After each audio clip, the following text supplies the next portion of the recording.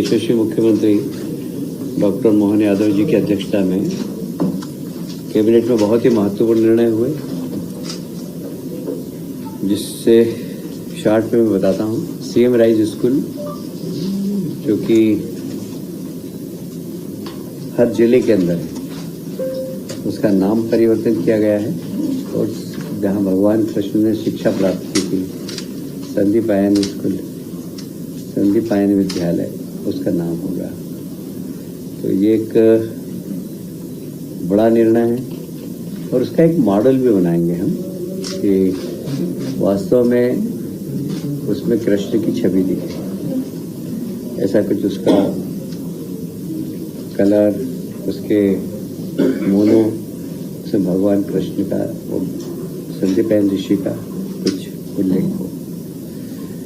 मुझे एक बताते हुए बहुत प्रसन्नता है कि नया वर्ष गुड़ी पड़वा इस बार सारे प्रदेश ने बहुत धूमधाम से मनाया।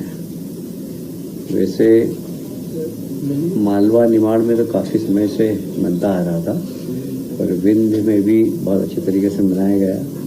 पूरे प्रदेश के हर जिले में प्रशासन ने भी और जनता ने भी इसमें हिस्सा लेकर और नए वर्ष का सेलिब्रेशन किया। कालगणना का केंद्र था कभी उज्जैन, और हमारा कैलेंडर बहुत प्रामाणिक है, बहुत वैज्ञानिक है। जितने भी दुनिया के कैलेंडर हैं उससे सर्वश्रेष्ठ कैलेंडर है तो भारतीय कैलेंडर है, जिसमें कालगणना को जीरो का 1000वां हिस्सा तक, 0.0 का 1000वां हिस्सा तक कैलकुलेट किया गया है। और इसलिए हमारा जो कैलेंडर है वो बहुत प्रामाणिक है और बहुत वैज्ञानिक भी है। एक और बहुत बड़ा फैसला हुआ है, विशेषकर कर्मचारियों के हित में, कि अभी तक की जो कर्मचारियों की जो पेमेंट मिलता था वो छठे वेतन आयोग से मिलता था। अब इसको उनका जो भत्ता है वो छठे वेतन आयोग से मिलता था, तो इसको 7वें वेतन आयोग से जोड़कर हम देने का काम कर रहे हैं भत्ता। तो भत्ते में कर्मचारियों को बहुत लाभ मिलेगा। अभी मुझे लगता है, जैसे मैं उदाहरण के स्वरूप बताऊँ आपको, कि तृतीय व चतुर्थ श्रेणी के कर्मचारियों को वर्तमान में जो प्रति भत्ता प्रति माह जो है वाहन परिवहन भत्ता वो 200 रुपये है। अब इसको 384 रुपये दिया जाएगा, मतलब लगभग दुगना ही हो गया, 200 से 384 रुपये। उसी प्रकार निःशक्त कर्मचारियों को भी जो वाहन भत्ता भी मिलता है प्रति माह वो 350 रुपये है, वो लगभग 671 रुपये हो जाएगा। ये भी लगभग दुगना ही है। ऐसे ही गृह भाड़ा भत्ता वो भी 1.5 गुना है। और कुल मिलाकर इस पर शासन पर भार आएगा लगभग 1500 करोड़ से ज़्यादा का। ये कर्मचारी का आज तोहफा है नए साल में, गुड़ी पड़वा के बाद से पहली कैबिनेट में मध्य प्रदेश के कर्मचारियों को तोहफा माननीय मुख्यमंत्री ने दिया है। मैं कामकाजी महिलाओं के लिए हॉस्टल्स के लिए 284 करोड़ रुपया हमें केंद्र सरकार की सहायता से मिला है। हम देश के प्रधानमंत्री को धन्यवाद देना चाहते हैं कि जितने भी हमारे औद्योगिक क्षेत्र हैं वो महिलाओं के लिए हॉस्टल निर्माण करने का कार्य अब हम अतिशीघ्र करेंगे, क्योंकि औद्योगिक क्षेत्र में महिलाएं काम तो करती है पर उनके लिए आवास की बड़ी परेशानी थी, और ये कामकाजी महिलाओं के लिए हॉस्टल बनाने की बहुत पुरानी डिमांड थी और अब ये डिमांड उनकी पूरी हो गई है। इसमें लगभग 5120 कामकाजी महिला औद्योगिक क्षेत्र में पहले चरण में व्यवस्था होगी। ये महिला सशक्तिकरण के लिए बहुत ही अच्छा उदाहरण है और हम देश के प्रधानमंत्री को इसके लिए पुनः धन्यवाद देते हैं। अभी आपने देखा होगा GIS हुआ, उसके पहले सोनल कॉन्क्लेव हुई, अब इंदौर में IT सेक्टर की कॉन्क्लेव होगी 27 अप्रैल को। देश और दुनिया की लगभग 200 से ज़्यादा कंपनियां आएंगी। इंदौर IT के लिए बहुत ही अनुकूल स्थान है, और इसलिए माननीय मुख्यमंत्री जी ने निर्णय लिया कि इंदौर में सिर्फ IT संबंधित एक बड़ी कॉन्क्लेव की जाए, और वह 27 अप्रैल को होने जा रही है। ये हमारा 1 अप्रैल से 4 अप्रैल तक चलेगा, और उसमें भी माननीय मुख्यमंत्री ने निर्देश दिए हैं कि सभी मंत्रीगण अपने अपने प्रभार के जिले में इस वहाँ के स्थानीय जनप्रतिनिधियों के साथ सारे स्कूलों में जाए, वहाँ पर कोशिश करें बस्तियों में भी जाकर कि बच्चे स्कूल में प्रवेश लें और ज़्यादा से ज़्यादा बच्चे स्कूलों में जाएं। इस बार हमारी सरकार ने एक काम बहुत अच्छा किया है कि हमेशा किताबें चूँकि हम निःशुल्क देते हैं, पर किताबें छपती ही नहीं थे, कई बार तो दिसंबर तक नहीं पहुंचती थी। इस बार हमने इंश्योर किया है कि अप्रैल माह तक सभी स्कूलों में सभी बच्चों के हाथ में किताब पहुंच जाना चाहिए। ये 85 लाख विद्यार्थियों को समय सीमा के अंदर अप्रैल माह में ही पुस्तकें पहुंच जाएगी। ये हमारा निर्णय है और माननीय मुख्यमंत्री जी के निर्देश भी है।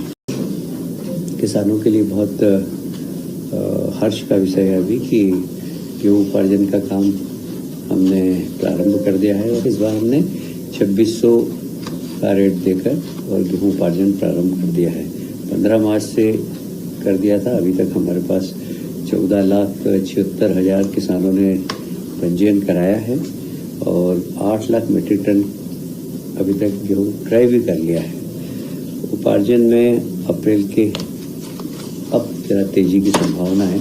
ऐसा लगता है कि उपार्जन ठीक हो, इसलिए हमारे मुख्यमंत्री जी ने सभी माननीय प्रभारी मंत्री जी को निर्देश दिए हैं कि अपने अपने प्रभार के जिले में उपार्जन स्थल पर जाएं और देखें, कोई किसानों को तकलीफ नहीं हो, तो इसकी चिंता करें।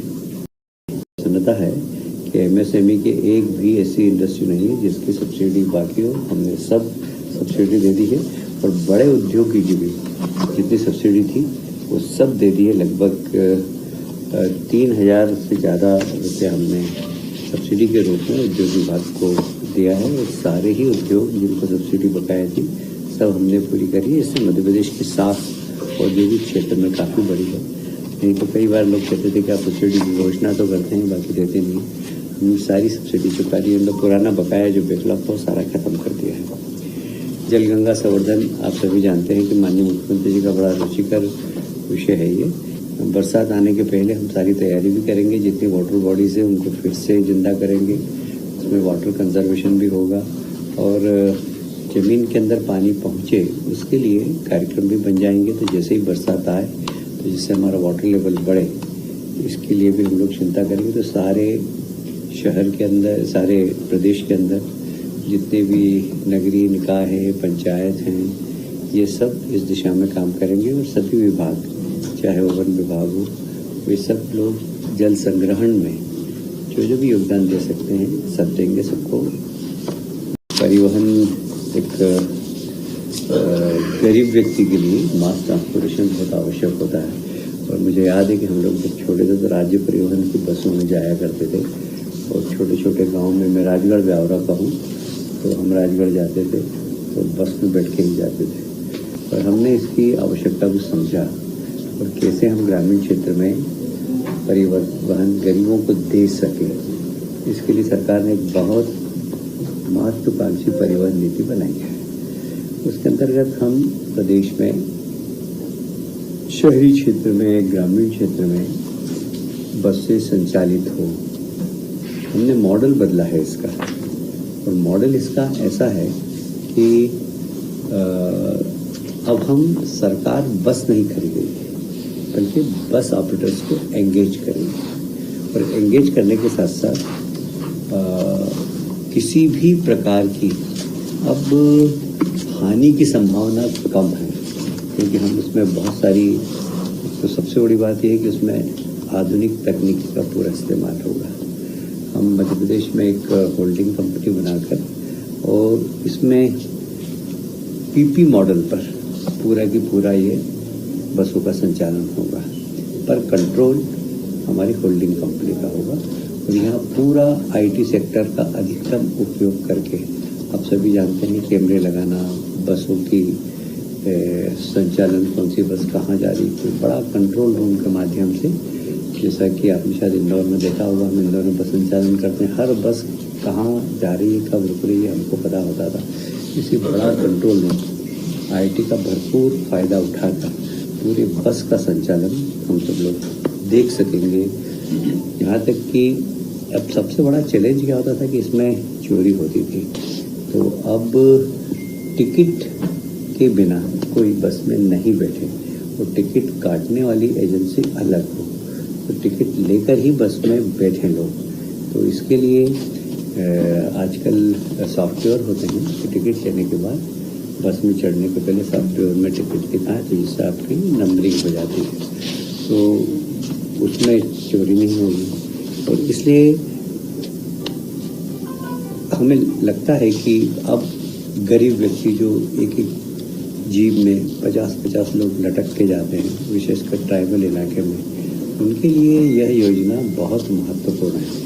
हमने परिवहन नीति प्रारंभ की है, मुख्यमंत्री सुगम परिवहन सेवा इसका नाम है, और इसके माध्यम से हम दूरस्थ ग्रामीण क्षेत्रों में आवागमन सुगम कर सकें, इसका हम प्रयास कर रहे हैं। इसमें एक मैंने बताया मध्य प्रदेश की होल्डिंग कंपनी होगी, फिर 7 कंपनियां संभागों के अनुसार होगी, इंदौर, भोपाल, रीवा, जबलपुर, ऐसे उज्जैन, ऐसे अलग अलग होल्डिंग कंपनियां होगी। तो उसके बाद जिले में भी हमारी सलाहकार समिति होगी, जिसमें माननीय जो वहाँ के जिले के अगर मंत्री हैं कोई, तो मंत्री अध्यक्षता करेंगे, अदरवाइज कलेक्टर समन्वय का काम करके सारे जनप्रतिनिधि, उसमें विधायक भी होंगे, सांसद भी होंगे, और समय समय पर होल्डिंग कंपनी को सलाह देंगे कि कैसे कहाँ पर बसें चलना चाहिए, कहाँ नहीं चलना चाहिए, इन सबको। इसमें जो विशेषता ये है कि एक तो पहला जैसे मैंने बताया कि सरकार बस नहीं खरीदेगी, सरकार प्राइवेट बस ऑपरेटर से काम लेगी। हम इसकी भी चिंता करेंगे कि बस वालों को नुकसान नहीं हो, क्योंकि बस वाले कोई चैरिटेबल कंपनी तो है नहीं। हमने वहाँ पर कार्गो सिस्टम को अभी हम प्रारंभ कर रहे हैं, जैसे सामान ले जाना एक स्थान से दूसरे स्थान पर, डाक ले जाना एक स्थान से दूसरे स्थान पर। जैसे एक दिन में इंदौर से 4 घंटे में भोपाल अगर डाक भिजवाना है तो बस की व्यवस्था कर सकते हैं, उसमें कुछ सामान भिजवाना हो तो उस बस में रख सकते हैं। तो कार्गो सिस्टम भी चालू कर रहे हैं, और परिवहन नीति के जो हमारी पॉलिसी उसको संशोधन भी कर रहे हैं, और एक्ट में प्रावधान करेंगे कि हम सवारी के साथ साथ उस बस का इस्तेमाल कार्गो के लिए भी कर सकें। हम कैसे, भले ही फ़ायदा हो या नहीं हो, पर नो लॉस नो प्रॉफिट पर ये पूरी कंपनी चले, और गरीब व्यक्ति इसमें यात्रा कर सके सस्ते में, इसको हमने ध्यान रखा गया है। सरकार इस कंपनी के माध्यम से कोई कमाना नहीं चाहती, सरकार सुविधा देना चाहती है, और सुविधा देकर और लोग अच्छे तरीके से सफ़र कर सकें, एक स्थान से दूसरे स्थान पर जा सकें, क्योंकि मध्य प्रदेश जनसंख्या के आधार पर तो है ही, पर भौगोलिक क्षेत्र में बहुत बड़ा है, और इसलिए वहाँ आवागमन के लिए गरीब व्यक्ति को बहुत परेशानी होती है, और इसलिए गरीब को केंद्र में रखकर यह मुख्यमंत्री सुगम परिवहन ये सेवा प्रारंभ हम कर रहे हैं।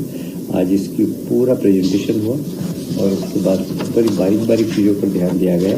उसके बाद भी जब इसके नियम बनेंगे, इसमें जो भी और आज सुझाव आए माननीय मंत्रियों के, उसके आधार पर जो कुछ परिवर्तन करना का तो हम करेंगे, पर यह कंपनी लोगों की सुविधा के लिए है, कमाने के लिए नहीं।